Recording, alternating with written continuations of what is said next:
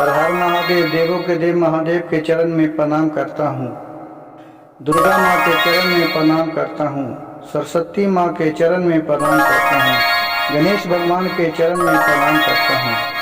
गुरु भाई गुरु बहनों के चरणों में प्रणाम करता हूँ। एक गांव में एक बुढ़ा और एक बुढ़ी रहते थे। वो दोनों बहुत ही गरीब थे। किसी काम धाम मिल जाता था गांव घर में तो करके अपना जीवन गुजर कर रहे थे। उसका एक छोटा सा कुटिया था, उसी में अपना दोनों पति और पत्नी रहती थे और काम धंधा मिलता था तो करते थे। कुछ दिन के बाद हुआ कि उसको काम धाम, सावन भादों के महीना आ गया, काम धाम नहीं मिलने लगा, एकदम ठप चलने लगा।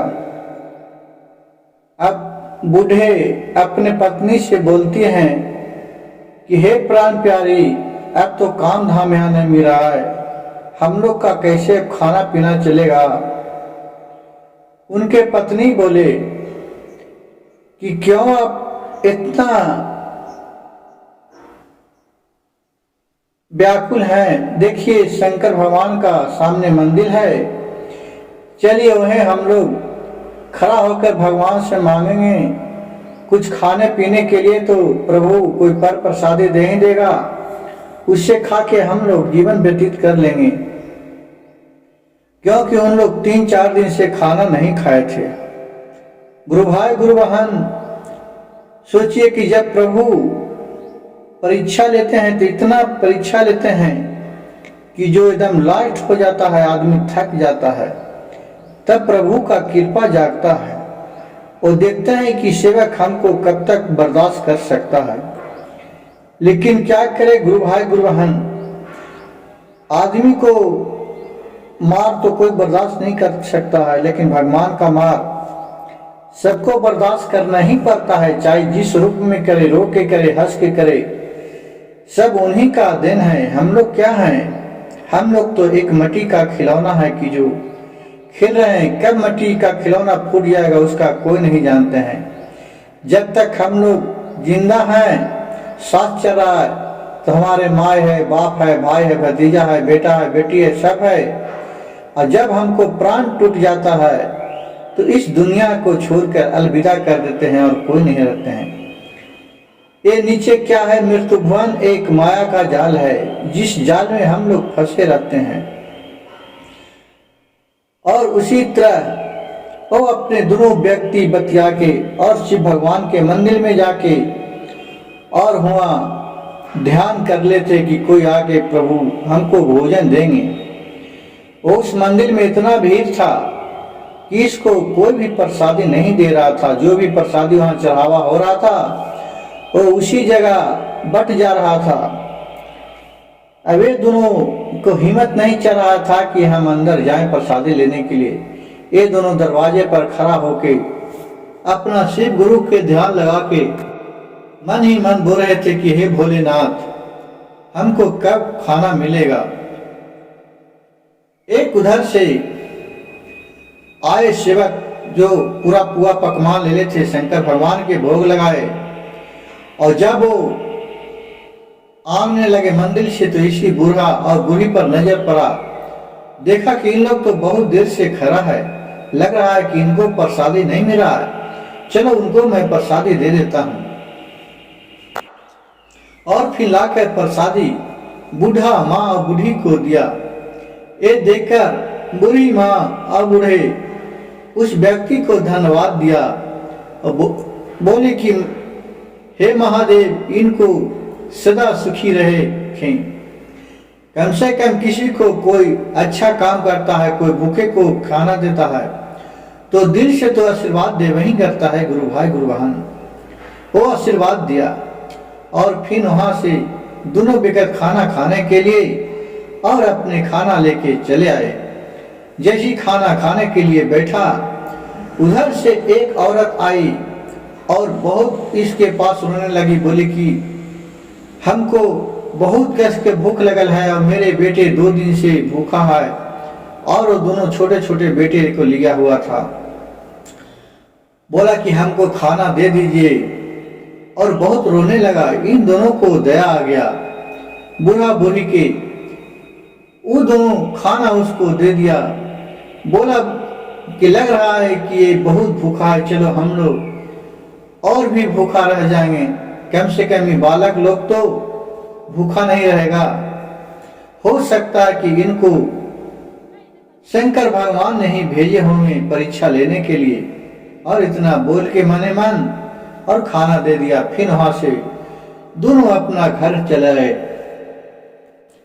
जब घर में सोए तो अपना बुढ़ा और बूढ़ी दोनों अपना याद कर रहे थे शिव गुरु के कि हे महादेव, जो भी खाना 2 दिन के बाद आया वो भी हमको नसीब नहीं था। प्रभु, क्या हमको कर्म में लिखा है, क्या हमने आपसे गलती किया है? अगर कोई गलती किया होंगे प्रभु तो उसको क्षमा कीजिए, क्योंकि मैं आपका सेवक हूँ, शिष्य हूँ। आप नहीं क्षमा कीजिएगा तो कौन करेगा? ये बात शंकर भगवान और माता पार्वती के कान तक चले गया है। बुढ़िया का दोनों बात कर रहे थे जी।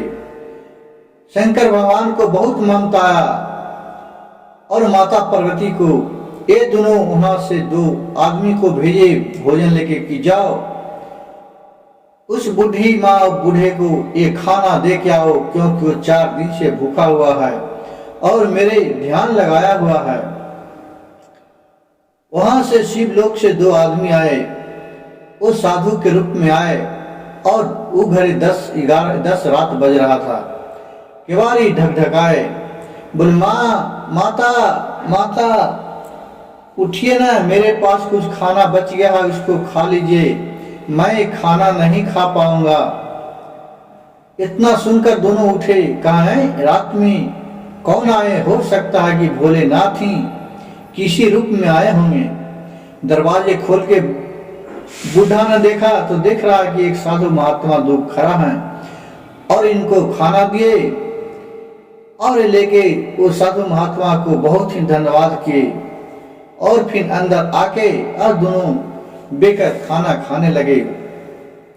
खाना बहुत ही स्वादिष्ट था। खाना खाकर दोनों पति और पत्नी बहुत ही संतुष्ट हुए और बोले मन कि हे प्रभु भोलेनाथ, आपका माया कोई नहीं जानता है, आप किस रूप में आते हैं। प्रभु, अगर आप मेरे आंगन में आ जाते, विराजमान होते, मेरे आंगन में शिव मंदिर होता तो आप लोग का खूब पूजा पाठ करते और मैं खूब वह पकवान प्रसादी चढ़ाया आपको खाते और बहुत नियम धर्म से करते। ये भी बात माता पार्वती और भोलेनाथ के कान तक चला गया। भोलेनाथ बोले ठीक है, इसका भी मैं जुगाड़ कर देता हूँ। दूसरे दिन फिर वो साधु एक शिवलिंग लेकर आया और फिर जगाया। शाम का बेरा था। बोले माँ ये देखिए ना, ये शिवलिंग है, आप इसको रखिए और मैं जा रहा हूँ धाम घूमने के लिए। जब उधर से घूम के आऊंगा तो मैं अपने शिवलिंग को लेके जाऊंगा और अगर नहीं आऊंगा तो इसको स्थापना अपने घर में कर दीजिएगा। कहा कि ठीक है प्रभु। और फिर वहां से चला गया। ये दोनों अंदर जाके और एक मिट्टी का चबूतरा बनाए और उसी पर शिवलिंग को बैठाए और पूजा पाठ किए। उसी दिन क्या हो रहा था कि लग रहा था उसका बहुत अंधेर और तूफान आने वाला था, पूरा बादल छा गया था। तो बूढ़ा बूढ़ी ने बोला कि लग रहा है कि हम लोग का इस शिवलिंग को जो बनाए हैं वो भींग जाएगा, रह जाएगा, क्यों ना हमको जो झोपड़ी है इसको ऊपर ला के रख देते हैं कि जिससे भगवान नहीं भींजेंगे। और दोनों बूढ़ा बूढ़ी कहा कि हाँ जी, लेकिन हम लोग तो भींग जाएंगे। कहे कि क्या होगा, हम लोग तो भींग जाएंगे लेकिन प्रभु तो सूखा रहेंगे, ये भींग जाएंगे तो दिक्कत होगा ना।